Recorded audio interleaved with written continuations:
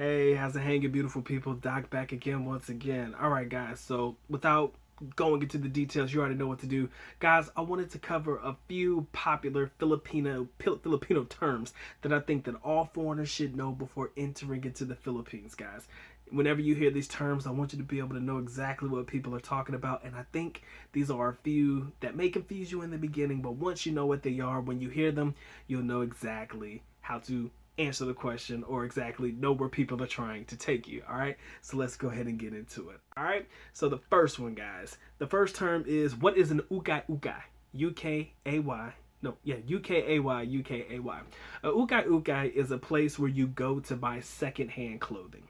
Okay, it's kind of like an outdoor market or something like that. It's a place where you can get some very cheap secondhand branded clothing. Sometimes those clothes are considered to be pre-loved, which means that might have had a previous owner, and they're just going to the market, and that's where they're choosing to sell it. So you'll probably get these items 50 pesos, couple of 20 pesos here and there. So it's basically a place that you go where you can buy cheap, cheap secondhand clothing. All right. So the first term is ukay ukay. All right. Number two, what is sari sari, or what is the sari sari store? Sari sari store is basically like a small store that is usually built in front of a house where you can go buy what I would like to call small quantities of items. If you want to go buy one egg, instead of having to buy a dozen eggs and going to the store, you can buy one egg. You can go to a sari sari store and get one cigarette. You can go there and buy small quantities of things without having to go to a grocery store and buy things in bulk.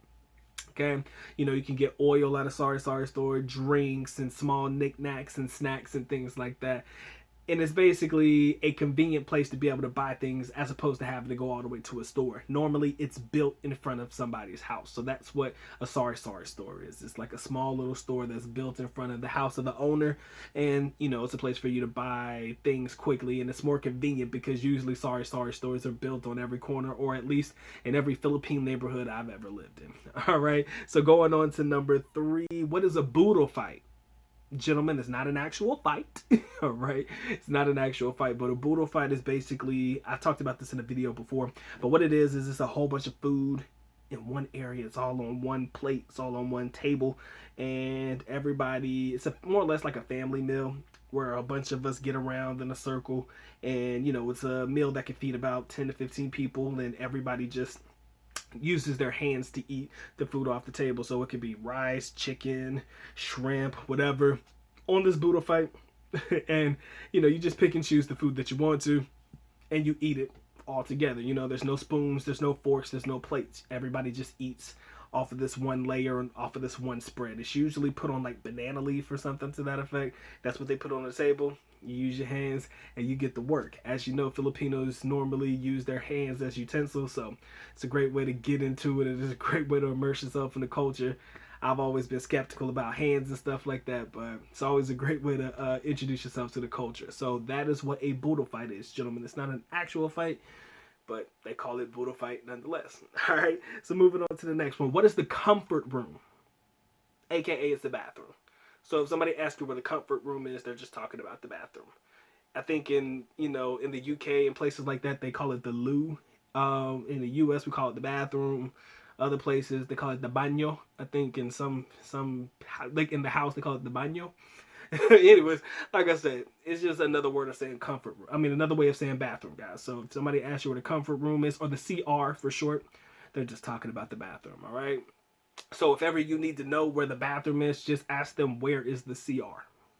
You can abbreviate it and they'll pretty much know exactly what you're talking about, okay? All right, moving forward. What is a nosebleed? One of my favorite terminologies that I learned living amongst Filipino people is the nosebleed. Now, there was one time in school, I think I've told you guys this story before, but there was this one time in school where me and this girl were having a conversation, and she said, "Oh my God, my nose is bleeding," and she went like this. And I was like, "Oh shit." I said, "Is your nose bleed? Like for real, for real? Like, yo, you need a tissue or something like that?" She started laughing. And she says, "No, I'm not saying that I have an actual nosebleed. What I'm saying is, uh, you're talking fast and it's like making my head spin and it's causing my head to hurt. I got a migraine because I'm trying to keep up with the English and you're talking too fast or something to that effect. So if a Filipino ever stops you and says, "Oh, you're giving me a nosebleed," it just means that, they're having a hard time keeping up with the English. So either slow down or, give her a chance to, get her bearings or speak to them in Tagalog or whatever language you can if you understand the language. So if ever somebody stops the situation or stops the conversation and they're talking about they got a nosebleed, that's what that means. I literally thought their nose was bleeding. I was out here looking stupid, trying to grab a napkin and giving up my rag that I had, trying to catch this chick nosebleed, but it was just something. It's a terminology that most Filipinos use whenever it becomes difficult to keep up with their English. All right, so always a term to remember. And the last one, gentlemen, what is a carinderia? Carinderia. Nice. It's kind of like a cafeteria. I think in some areas they call it a cantina. It's like a small eatery place where you can go get some local food, very cheap. You can eat very cheap at these particular carinderias, nice little one-stop shops, little mom and pop shops, like a little cafeteria. Like you just sit down and have some food and stuff like that. So if somebody says, "Oh, do you want to go to the carinderia?"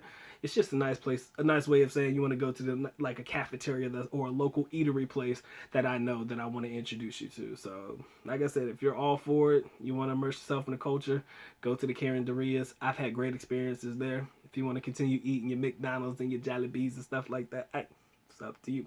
Bahala ka. All right. So with that being said, man, those are just a few phrases that I think that you foreigners will be damned if you don't, damned if you don't. That I think you guys should know for sure, for sure. All right. So hope you guys stay blessed. Hope you guys stay true. This has been a good doc. And with that being said, good doc is officially out. At least Nako, which means I am going now. Bye bye. As always, love you guys. Sincerely do. Mahakita. Mabuhay. Peace.